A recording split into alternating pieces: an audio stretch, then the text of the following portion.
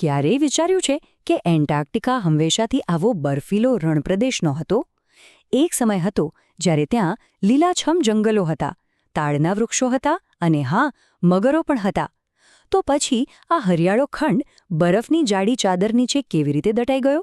ચાલો આજે આપણે આ 5 કરોડ વર્ષ જૂના અત્યંત રસપ્રદ રહસ્યને ઉકેલવાની કોશિશ કરીએ. જરા આ તફાવત પર નજર તો કરો. એક બાજુ છે જીવનથી ધબકતો ખંડ અને બીજી બાજુ છે પૃથ્વી પરની સૌથી ઠંડી, નિર્જન જગ્યા. આ બદલાવ ખરેખર અકલ્પનીય છે. તો મુખ્ય સવાલ એ જ છે કે આવું તે શું થયું કે આખો ખંડ થીજી ગયો? તો ચાલો સૌથી પહેલા સમયમાં પાછા જઈએ, એક એવી દુનિયાની સફર કરીએ જ્યાં એન્ટાર્કટિકા બરફનું નહીં પણ એક હરિયાળું સ્વર્ગ હતું. એક એવી જગ્યા જે આજે આપણે જે જોઈએ છીએ તેનાથી બિલકુલ અલગ હતી. કલ્પના તો કરો, ઊંચા ઊંચા તાડના વૃક્ષો લહેરાઈ રહ્યા છે, નદીઓમાં 25-25 ફૂટ લાંબા મહાકાય મગરો અને મોટા કાચબાઓ તરી રહ્યા છે. આ બધા ઠંડા લોહીવાળા પ્રાણીઓ હતા જેમને જીવવા માટે ગરમી અને સૂર્યપ્રકાશની જરૂર પડે. અને હા, એ સમયે 6.5 ફૂટ ઊંચા એટલે કે માણસ જેટલા ઊંચા પેંગ્વિન પણ હતા. તો આ સ્વર્ગનો નાશ કેવી રીતે થયો? આ મોટા બદલાવ પાછળનો પહેલો અને કદાચ સૌથી મોટો ગુનેગાર એન્ટાર્કટિકાથી હજારો માઇલ દૂર છે. એ છે આપણો હિમાલય. આશ્ચર્ય થયું ને? ચાલો સમજીએ. જુઓ, લગભગ 5 કરોડ વર્ષ પહેલાં આપણી પૃથ્વી એક ગ્રીન હાઉસ જેવી હતી. વાતાવરણમાં કાર્બન ડાયોક્સાઇડનું પ્રમાણ એટલું બધું હતું કે આખો ગ્રહ ગરમ રહેતો હતો.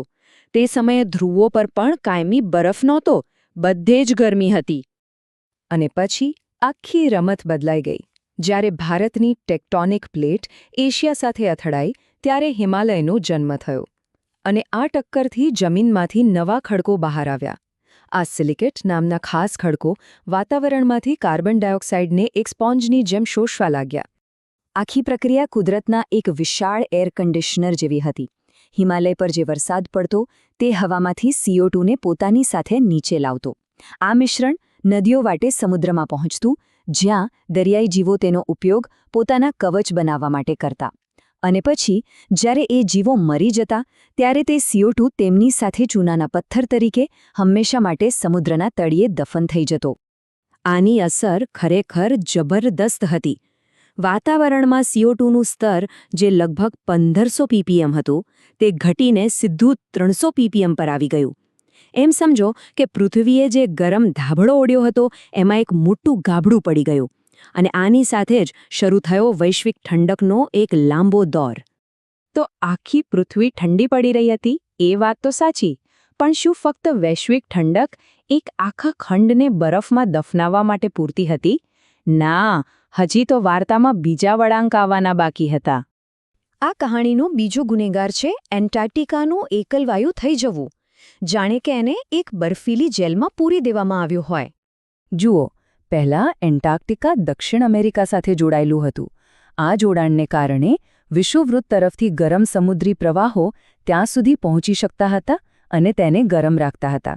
પણ પછી ભૌગોલિક ઉથલપાથલને કારણે એન્ટાર્કટિકા દક્ષિણ અમેરિકાથી છૂટું પડી ગયું અને એ બંને વચ્ચે ડ્રેક પેસેજ નામનો એક વિશાળ દરિયાઈ માર્ગ બની ગયો. આ માર્ગ ખુલતાની સાથે જ એક ખૂબ જ શક્તિશાળી સમુદ્રી પ્રવાહ શરૂ થયો. આ પ્રવાહ એન્ટાર્કટિકાની ચારે બાજુ ફરવા લાગ્યો અને તેણે ઠંડા પાણીની એક એવી દિવાલ બનાવી દીધી જેને કોઈ ગરમ પ્રવાહ ભેદી શકે નહીં. હવે એન્ટાર્કટિકા ગરમ પાણીથી સંપૂર્ણપણે વંચિત થઈ ગયું અને ઠંડા પાણીના વમળમાં કાયમ માટે ફસાઈ ગયું. તો વાતાવરણ ઠંડુ થયું, સમુદ્ર પણ ઠંડુ થયો. પણ હજી એક ત્રીજું અને કદાચ સૌથી વિચિત્ર કારણ બાકી છે. એક એવી અદૃશ્ય શક્તિ જે બરફની ચાદરની નીચે છુપાયેલી છે. શું ક્યારેય ગ્રેવિટી હોલ વિશે સાંભળ્યું છે? આપણે માનીએ છીએ કે પૃથ્વી પર ગુરુત્વાકર્ષણ બધી જગ્યાએ એક સરખું હોય છે, પણ એવું નથી. હકીકતમાં જ્યાં પૃથ્વીના પેટાળમાં દળ ઓછું હોય ત્યાં ગુરુત્વાકર્ષણ બળ પણ થોડું ઓછું હોય છે. અને એન્ટાર્કટિકાની નીચે આવો જ એક મોટો ગ્રેવિટી હોલ છે. તેની અસર એટલી બધી છે કે ત્યાં સમુદ્રનું સ્તર દુનિયાની સરેરાશ કરતાં 400 ફૂટ નીચું છે. હા, આ આંકડો બિલકુલ સાચો છે, 400 ફૂટ નીચું. તો આવું કેમ છે? વૈજ્ઞાનિકોનું માનવું છે કે લાખો વર્ષો પહેલાં પૃથ્વીના ગર્ભમાંથી ગરમ મેગ્માનો એક મોટો ફુવારો ઉપર આવ્યો અને એન્ટાર્કટિકાની નીચે જામી ગયો. આ ખડકો આસપાસના ખડકો કરતાં હલકા અને ઓછી ઘનતાવાળા છે. ઓછું દળ એટલે ઓછું ગુરુત્વાકર્ષણ, અને આ જ ઓછું ગુરુત્વાકર્ષણ સમુદ્રના પાણીને પોતાનાથી દૂર ધકેલે છે. તો ઠીક છે, ત્યાં ગુરુત્વાકર્ષણ ઓછું છે, પણ તેનાથી બરફ જામવા પર શું અસર થઈ? આ જ તો આખી કહાણીનો સૌથી મહત્વનો ભાગ છે. આ તફાવત ખૂબ જ નિર્ણાયક છે. સામાન્ય પરિસ્થિતિમાં હિમનદી જ્યારે દરિયા સુધી પહોંચે ત્યારે ગરમ પાણી તેની નીચેથી પીગળાવી નાખે. પણ અહીં શું થયું?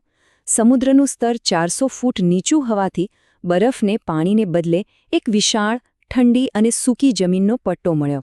એટલે હવે બરફ પીગળવાને બદલે એ ઠંડી જમીન પર વધુ ઝડપથી ફેલાવા લાગ્યો. બસ આ જ મુખ્ય મુદ્દો છે. જે બરફ કુદરતી રીતે સમુદ્રમાં ભળીને પીગળી જવો જોઈતો હતો તે પીગળ્યો જ નહીં.